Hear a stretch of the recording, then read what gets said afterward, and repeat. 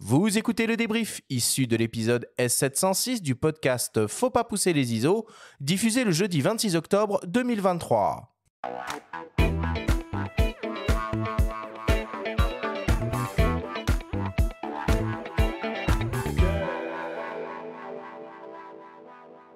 Nous sommes toujours avec la réalisatrice Aurélie Gonin pour notre grande émission dédiée au format vidéo.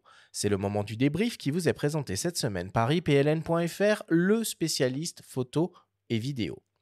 Aurélie, si on devait essayer de résumer, de synthétiser en quelques minutes tout ce que l'on s'est dit pendant cette émission.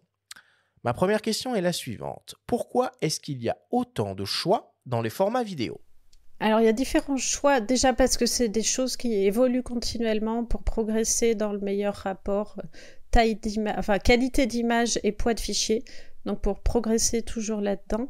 Et puis parce qu'en fonction de son tournage, on va choisir l'un ou l'autre. Il n'y a pas de bon ou mauvais format, mais il y a celui qui est adapté à ce qu'on fait ce jour-là. Quelles sont les différentes informations que l'on retrouve dans un format vidéo ? Alors, on va déjà parler de la taille de notre image, son ratio, sa cadence, et puis ensuite le conteneur, donc qui est le point move, etc. qu'on voit, à l'intérieur duquel on va avoir différents codecs, donc compression, décompression, qui vont nous permettre de compresser le signal pour l'enregistrer sur un support. Et c'est là où on va parler aussi d'échantillonnage avec les 444, K2.2, etc. pour voir comment on réduit le nombre d'informations. Et enfin, c'est ça qui implique aussi les débits de fichiers en mégabits par seconde. Et une autre donnée qui, elle, est en bits, c'est le nombre d'informations de couleurs. Donc on parle souvent de 8, 10 ou 12 bits. Et concernant la définition, est-ce que tu es comme Stéphane Couchou, qu'on a entendu dans le courant de l'émission, qui va toujours prendre la définition maximale que lui autorise son boîtier ? Non, pas forcément, parce que, alors on a abordé la 8K. La 8K, ça a des intérêts en captation, notamment pour se donner plusieurs échelles de plan. Donc, par exemple, pour recadrer une interview, ce qui permet de la couper de manière plus dynamique. Ensuite, ça a des limites aussi, c'est-à-dire que plus la taille est grande, on n'a pas forcément accès à toutes les cadences, donc à toutes les vitesses de prise de vue. Donc, à ce moment-là, moi, je vais plutôt faire de l'Ultra HD, qui est 4 fois plus petite que la 8K, mais 4 fois plus grande que la HD, et qui me permet de monter aux cadences maximales jusqu'à 120 images par seconde. Prolongement de cette question, est-ce que tu vas être plutôt en all intra ou en long? Alors ça dépend en fait. Et du coup, tu peux peut-être expliquer au passage de quoi il s'agit. Alors ça, c'est vraiment quand on est dans le codec. L'enjeu, c'est donc de réduire la taille des informations pour pouvoir les enregistrer sur carte. All intra, ça veut dire que toutes les informations de l'image sont codées image par image, à chaque image, c'est-à-dire 25 fois par seconde ou plus si on monte en cadence. Alors que les formats en long op, donc c'est ce qu'on appelle de l'interimage, pour réduire le fichier, on va enregistrer toutes les informations, mais tous les temps d'image. C'est-à-dire si on a un ciel bleu et un oiseau qui passe, on enregistre une bonne fois pour tout l'ensemble, et ensuite on enregistre que ce qui change, c'est-à-dire le vol de l'oiseau. Par contre, au moment de la relecture, on veut voir l'oiseau sur le fond bleu. Donc c'est là où il faut des ordinateurs avec de la ressource parce que cette phase de décompression demande pas mal de ressources matérielles. Aurélie, H264 ou H265 ? Alors le H264, c'était la norme il n'y a pas si longtemps, mais aujourd'hui c'est un format qui est un peu obsolète, puisque, comme je le dis toujours, on n'arrête pas de progresser en fait dans le rapport entre la qualité du fichier et son poids. Donc aujourd'hui c'est le H265 qui est la norme, et c'est bien qu'il y ait une norme en fait qui est commun à la plupart des boîtiers et surtout pour nos ordinateurs. C'est-à-dire que si on exporte un fichier pour lequel on veut qu'il soit vu sur Mac, PC, posté sur des réseaux sociaux, lu un peu partout, eh bien on va choisir du H265.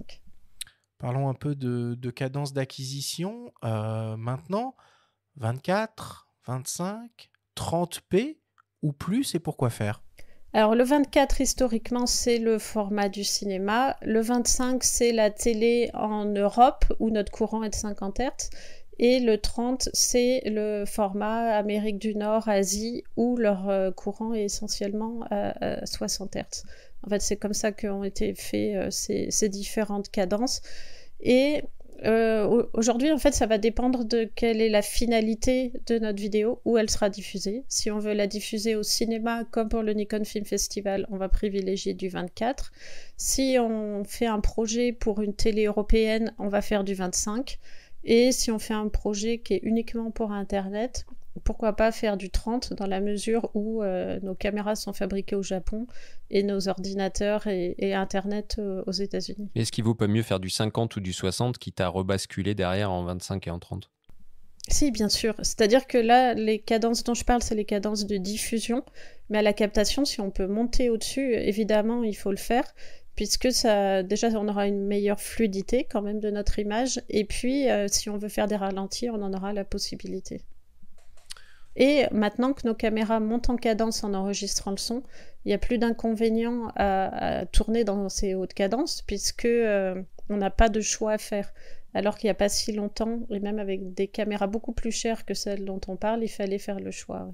Oui, tu parles notamment en 4K 100 images par seconde, ce qui est désormais, enfin 100 images ou 120 images par seconde.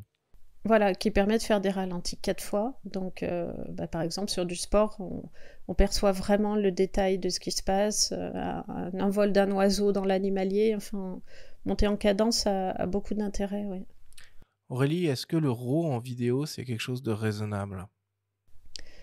Alors, on peut dire la même chose qu'en photo, en fait, si on sait non. gérer son diaph. Si on sait faire son exposition et sa balance, on n'a pas forcément besoin de retoucher son image. Moi, j'avoue que ce qui m'intéresse, par exemple, dans le ProRes RAW chez Nikon ou dans le NRAW, c'est plus d'avoir du 12 bits, donc d'avoir le maximum d'informations de couleurs, que vraiment d'aller retoucher mon expo, ma balance en post-prod. Mais bon, après, d'autres personnes auront des avis différents. Moi, j'ai pas beaucoup de plaisir à faire de l'étalonnage. J'en fais un peu parce que c'est indispensable d'uniformiser les images entre elles, évidemment, on les améliore un petit peu, mais c'est pas la partie qui m'intéresse le plus. Bon, et quel type de problème ou de galère on peut rencontrer si jamais on se retrouve avec un flux trop important à la prise de vue?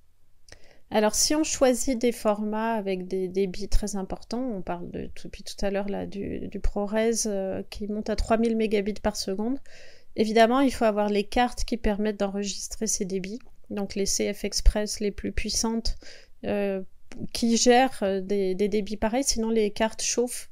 Donc au bout d'un moment, elles deviennent vraiment brûlantes, donc on peut plus s'en servir. Ceci dit, j'ai jamais eu de problème d'altération de fichiers.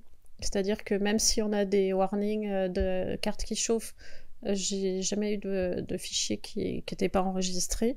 Mais oui, c'est ça les limites. Alors je sais qu'il y a certains boîtiers qui chauffent aussi. Moi, j'ai pas eu de soucis avec mes Nikon, mais je sais que ça fait partie aussi des soucis. Et puis après, bien évidemment, quand on a des fichiers pareils, il faut aussi pouvoir les lire et les monter. Donc c'est toute la chaîne qui doit aller avec. Et puis là, c'est une émission qui est dédiée au type de format vidéo. Là, tu évoques les CF Express et rappelons juste à nos auditeurs qu'il y a différents types de CF Express. Ne vous trompez pas, il y a les CF Express type B qui iront parfaitement dans les Nikon Z8 ou Z9, mais il y a par exemple des CF Express type A qui sont utilisés dans l'Alpha 7S3 de Sony. Donc, il ne faut pas se tromper. Non, et c'est bien d'avoir un lecteur de cartes avec, parce qu'effectivement, par exemple, sur les événements sur lesquels je travaille, eh bien, on se retrouve avec tout un tas de cartes, et puis aussi à l'intérieur des cartes, différents codecs propres à chaque caméra. Donc c'est bien que tout se mélange sur nos ordinateurs, mais c'est bien aussi d'avoir différents lecteurs de cartes pour pas avoir à connecter le boîtier lui-même en USB et donc le monopoliser le temps de la copie.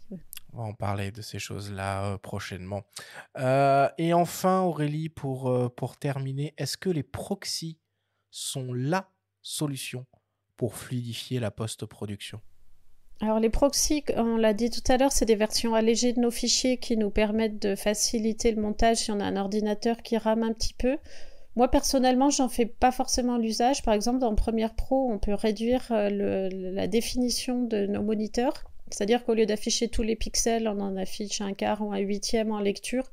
Ben ça, déjà, ça facilite énormément le travail des ordinateurs et souvent, ça suffit. Et effectivement, si on a un ordinateur qui n'est pas assez puissant pour faire de la vidéo, eh bien, on peut utiliser les proxys au moment du montage et ensuite on les remplacera par les fichiers originaux à l'export. Merci beaucoup Aurélie pour toutes ces explications. Merci à vous.